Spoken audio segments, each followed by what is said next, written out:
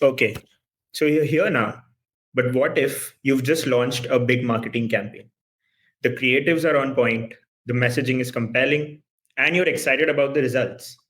But as the days go by, you notice something strange. Your engagement numbers are falling flat, and your competitor, who launched a similar campaign just days ago, is stealing the spotlight. Why did this happen? What did they do differently? And what insights did they act on that you might have missed? Hi everyone, I'm Aditya, product manager at Locobus, and this scenario is all too familiar for brands today. In a world where social media moves at lightning speed, understanding your competition isn't a luxury anymore. It's a necessity. And that's exactly what we're here to discuss today.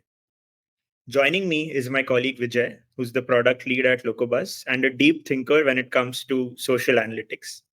Together, we're going to explore how you can use social listening to gain a competitive edge, benchmark effectively, and uncover the kind of insights that can reshape your marketing strategy. Vijay, welcome to the conversation. Thank you so much, Aditya. I'm very excited to be here, especially around competitive intelligence. That's who's not interested in that, right?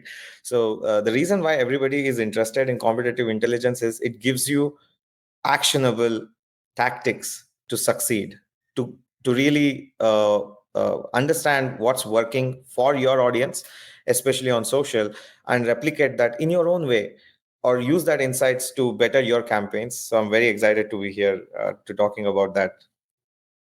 Sure, Vijay. Thanks so much. So before we get into the nitty gritty, let's set the stage. So Vijay, why don't you start by letting us know why competitive benchmarking has become such a hot topic in marketing today?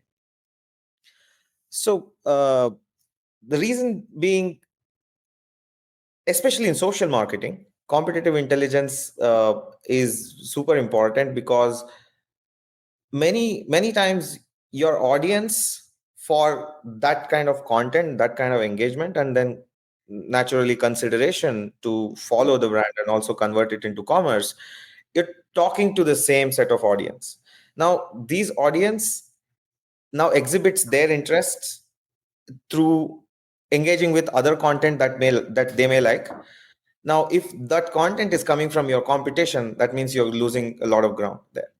Now so keeping the eyes open and ears open to listen to all the conversations that are happening in your industry, especially on your competition's feed, is very very crucial. It really uncovers their marketing strategy and also helps you to find out some of the unmet needs of their customers, because social media as we know it is a channel for brands to put out content to tell them what they're doing so that brand awareness and many of their activities can be carried out. At the same time, customers are engaging with them on a public forum.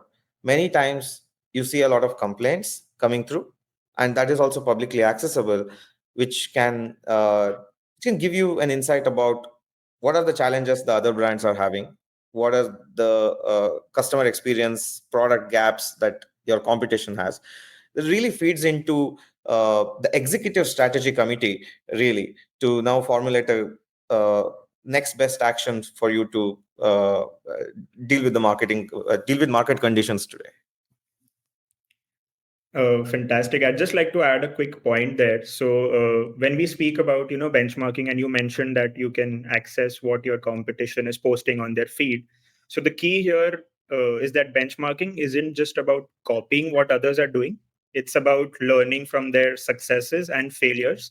Because as you said, rightly pointed out, that it's in your industry and the audience is the same, and then applying those lessons to your own strategy. So it's like being able to read your competitors playbook and then rewriting it to suit your own needs. uh, and it's also not just about what others are doing, right? It's also about understanding how you compare, where you're leading, where you're lagging. It helps you sort of give you a context and a baseline. It helps you see why a competitor might be doing well. And that's where social listening comes in. It provides that deep layer of understanding. For instance, let's take an example. A competitor's post gets more engagement than yours. Social listening helps you understand why it worked. Was it the format, the tone, the timing of the post, maybe the day it was posted? And once you have that knowledge, you can adapt your strategy accordingly. So nicely put there, Vijay. And so before let's get into some metrics that you would like to track. Uh, when it comes to social data for benchmarking, what are some of the key areas brands should focus on? Yes, fantastic. So there are two broad areas a brand should focus on, really. Right. The first one being the content that you put out. How's it performing?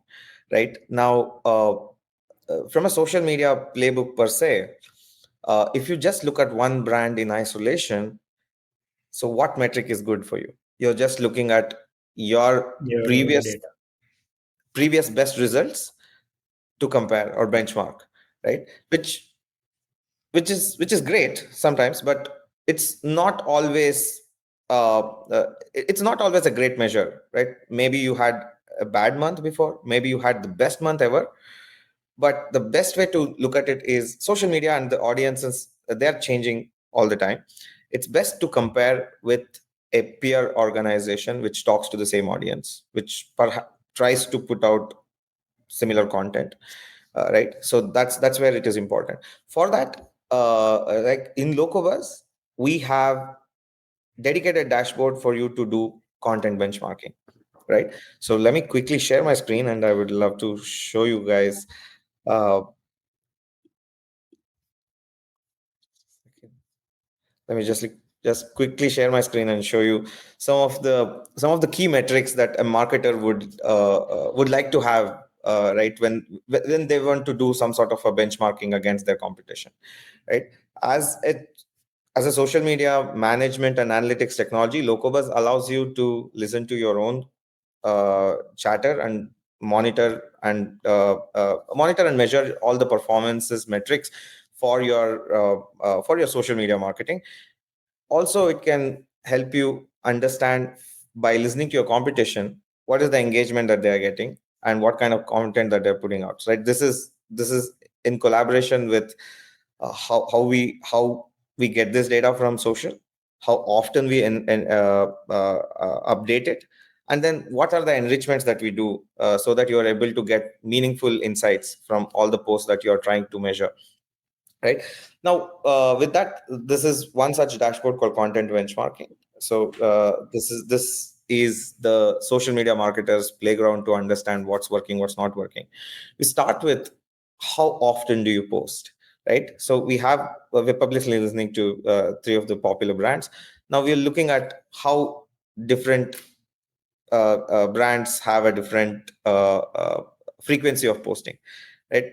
You can see two brands here have a similar frequency, and another brand does a lot less posts, right? So you can actually like look at a lot of these metrics. You can understand which are the days that they are posting more, and what is the reason behind it. Now, social has a lot of metrics, right? So there we have impressions. So in estimated impressions, you are able to now understand like how many times was this shown to the audience, so that you can look at how popular this content estimatedly is, right? So you can look at that. Then here again, when you're looking at these kind of charts, you can now spot peaks and valleys. Now, peaks would reveal a lot more insights about, hey, what are the kind of posts made on that day, and why did this company get great results or The not so great? maximum impressions. Yeah. Yeah. Yeah, right. Makes sense. So now here we're looking at BMW. BMW on that day did quite a bit of posts on their classic collections, right? They are Interesting. putting out content which is pretty nostalgic for a lot of people. So this is something resonating. It is a legacy brand, right? So they have a lot of stories from the years to tell again.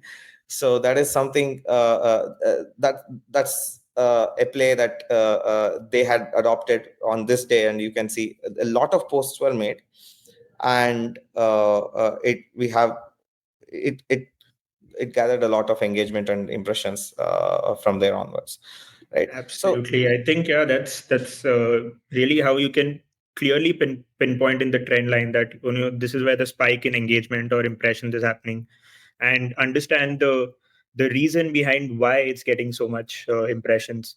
And you can also do that for your own brand. So your for this dashboard, Audi is your own brand, and you can see when Audi's impressions have peaked, they were talking about the launch of their new product. So they've launched the Audi Q7, and that's where they're peaking in terms of their impression. So these are the kind of insights that you can expect when you're benchmarking against, your competitors and what they're posting versus what you're posting and what works for you and your competitors. thank you Fantastic. so Yeah. much there, Aditya. So likewise, we have a lot of the dashboard really offers you a lot of such charts. One more very interesting I would like to show. Social media, as like you can call it social, but really you ask a social media marketer, their strategies really differ from channel to channel. Now look at this chart really tries to give you an insight into which brand gets most number of, like, what is the share of engagement across channels, right? So as you can see, like the Audi, the brand in question here, right, gets not much of an engagement compared to other brands on Facebook and Twitter. But as you can see on YouTube, they have the largest share of engagement. Now that means their video production is great, their storytelling on video formats perhaps is greater. I think right, brands, when they see some trends like this, will clearly pick up where are their strengths against their competition, and perhaps double down on this those strengths, and also pick up where is this, where is the share of engagement growing for my competition, are you losing ground there, right? So really double down on tactics to win back that share of engagement, right? So those are the actionable, uh, I will not even say insights. This is actionable to dos for the next Monday to come for you to start your work, right? So this is how uh, tangible this data is for you to take a next best action, right? Now, I would like to also now go into, now let's look at the top posts that people are making, right? So these companies are making. So now I can very quickly filter down to, we spoke about YouTube for them, right? So we are looking at, like, what are the posts that they made on YouTube, what kind of engagement they're getting there. So these are the things that you can actually do very, very quickly. You can do it for all the brands that you have selected here to benchmark. Now, one of the most interesting things about this is I can go one more step down to then give you an overview of, let's say a post has quite a bit of comments. You would like to understand how it was received. You get a sentiment distribution of just all the comments that are under this post, so that you can gauge, was it largely positive or negative, right? So you're able to now get to know what kind of keywords people are using. Is it just a spam content like this, or are there genuine appreciation, or are there complaints creeping in the new posts that you're making as well? So these are the insights one can actually get. Correct. And this again ties back to the customer perception about your brand, right? You're putting content out there, but like from the comments and the kind of engagement your audience is doing, that's how you can understand, what your audience is saying about your brand, whether they're liking the post, whether they're interacting with the post, sentiment distribution, as you mentioned. Yeah. So yeah, I think the top performing posts as a whole, if you can see across the industry, you can identify what sort of content or format, as we said before, is working.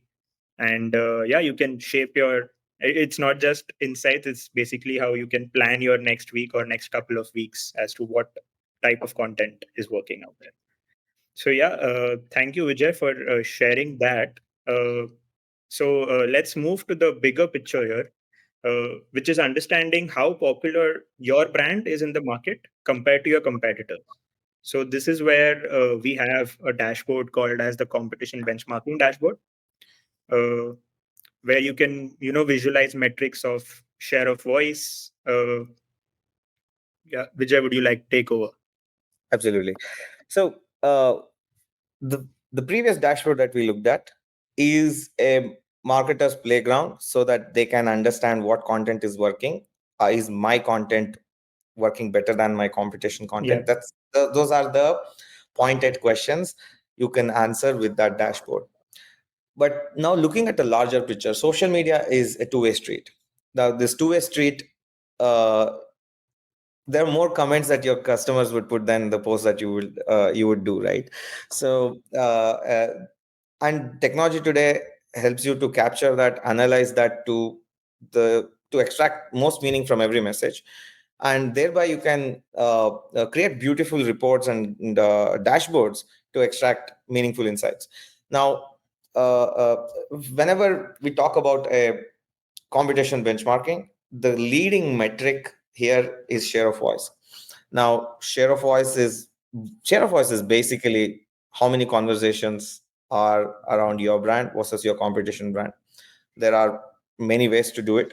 Some do only on my pages, my competition pages, and all the conversations happening around that. And then looking at that is just owned conversations. Now, people would also do it at an earned conversation level as well, right? You will also be listening to conversations about your brand where your brand is not mentioned, but a keyword which means your brand is yeah, present, right? So those kind of public listening activities can also be attributed to brands, and then thereby really cataloging all conversations relevant to a brand under that brand. What does that give you? That give you ability to do a proper share of voice. Share of voice is a leading metric to and for you to understand how popular are you and what's your brand equity. And let me take you through to explain how we get there, right? So share of voice in terms of how many users are talking about you, share of voice in terms of the brand post, how many times you are talking on social. There are a lot of metrics when it comes to competition benchmarking, right? Like how popular, how positively popular, but it could be very confusing to track it all. Locobus offers you two sets of scores that can like really give away as a cover book metric for you to know where you stand vis-a-vis your competition. The first one is social reputation score. Social reputation score really looks at magnitude of conversations and the nature of conversations from a sentiment perspective. So we can tell you in a measurable way, right? How positively popular are you, or what's your reputation like? We can put a number on your reputation, right?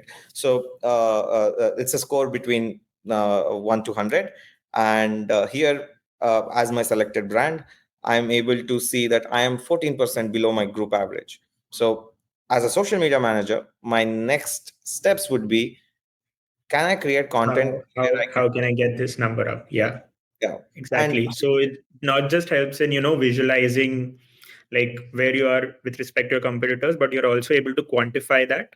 So yeah, via this course, so you can clearly see that as a group you're standing at 65, but your own reputation is you know as you said 14% below. So yeah, I think that's really powerful. yeah, I want to also substantiate that thought, right? So I started this answer with now social media marketer would do something. They would definitely do something, but it's really a collective responsibility of a customer-facing organization. Now, a social media marketer would create content so that they can actually engage audience in a positive way, right? They have several playbooks for this.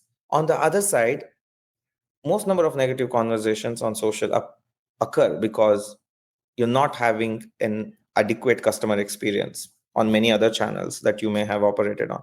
So the residue of bitter experiences elsewhere is usually shown on social. Now, it's the strategy a customer experience professional would draft to say, hey, how can I curtail negative conversations, on repeat negative conversation when it is a complaint, right? And so you can solve conversations, or you can solve social media cases a lot quicker, so that you have lesser and lesser of those repeat complaints coming and dragging your score down. We have another similar metric. This looks at the net sentiment, not the magnitude of it, right? So net sentiment really gives you, okay, for like, is it positive, is it negative, and things like that. Now you can see here, one of the company has an amazing score here.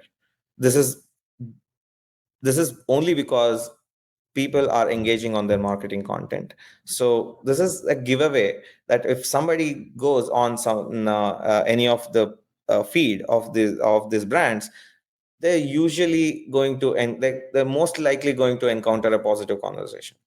This is And yeah, go ahead. yeah, and I noticed something when you were showing the share of voice. If you could just scroll all the way up, uh, Yeah, we saw the net sentiment score for Mercedes is the highest, right? So when you look at the can you scroll? Yeah, when you look at the brand post share of voice, you're seeing that BMW is almost making the same number of posts as Mercedes.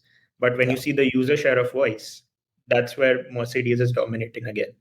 So it clearly does not mean that the more you post, the better your like audience interaction will be. But it's also about the quality of those posts, and that's where I think based on this analysis, Mercedes has a better share of voice among its users and also a better net sentiment score.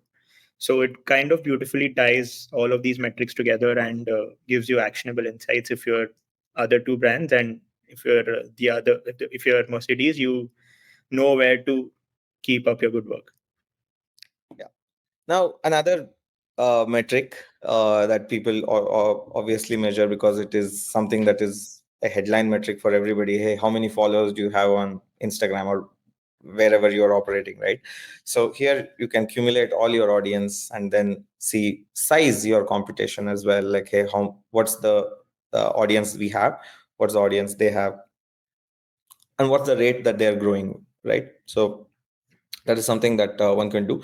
Now this dashboard gives you a lot of more deeper metrics in terms of like what's the engagement, and yeah, uh, how share of post likes, share of post comments, and many such things. You can also now deep dive into how many positive conversations are happening, how many negative neutral conversations are happening across this thing. You can even look at that.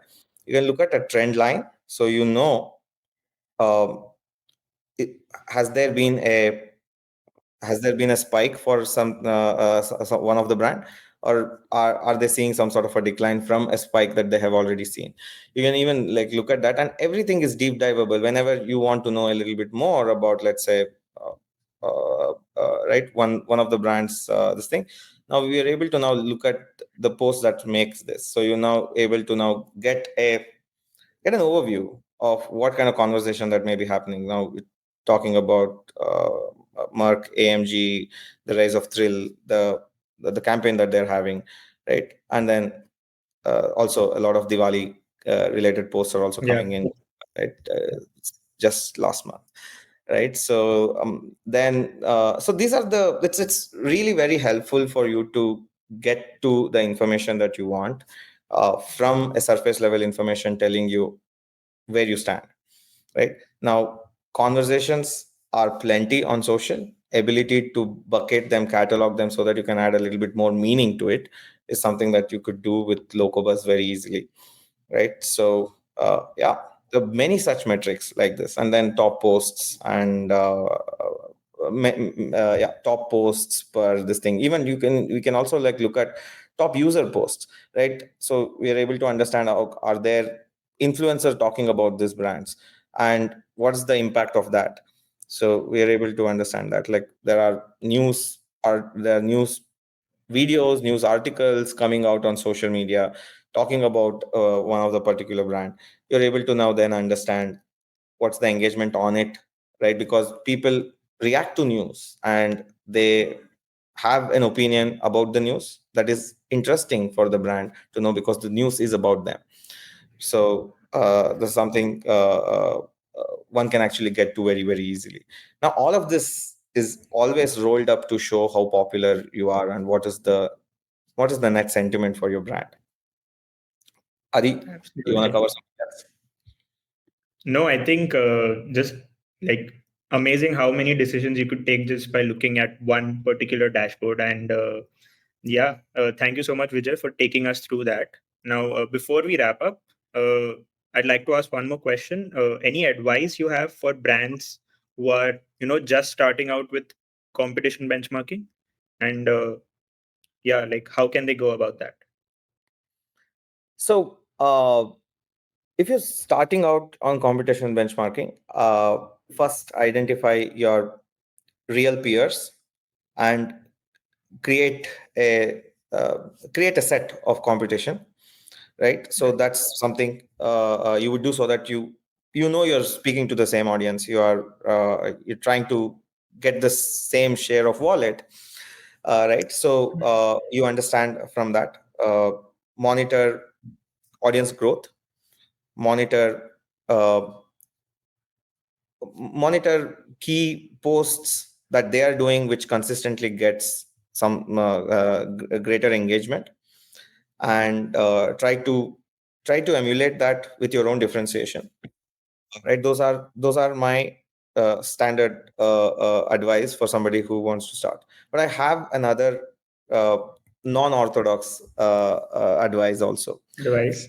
The one is, as a brand that you're starting, let's say you're a smaller brand, it's great to also listening to some in the same industry, somebody who's a very big brand. It may not be even in India, it could be somewhere else outside. So you can really understand how they conduct their social business, and that can actually like give you a lot of insights about not on what to post really, but how to engage your audience once you have put up a post, right? The post lives on, but you can really extend the shelf life a little bit more because you are engaging in the comment section with every audience that may come there, right? So the more a person would engage, his network has a chance to look at it, so more people tend to see it. And that's really not easy to do, to be honest, right? Like you need a lot of planning strategy in place to say, hey, how to engage, what to answer when somebody asks this. You need to have this planned out. But when you look at some big brands doing this, you can really get a lot of ideas, and you can contextualize those ideas to your operations, your brand, and take advantage of any engagement that you get on social to convert it into more engagement from the friends of the audience that you have, right? So those are my two advice. I've seen unorthodox advice working in many organizations, especially D2C Small brands, organization. l- looking at brands from the West and see how how they drop the new products, how they announce contests, what kind of discounts do they give, right? So people always look up to somebody who's done amazing in the same space. So yeah. Yeah, that's some great advice right there, Vijay. With that, we come to the end of today's session. And as we've seen today, social listening isn't just a tool for monitoring, but a strategy for growth, if you will say. It's about uncovering insights, spotting opportunities, and shaping the way your brand connects with its audience.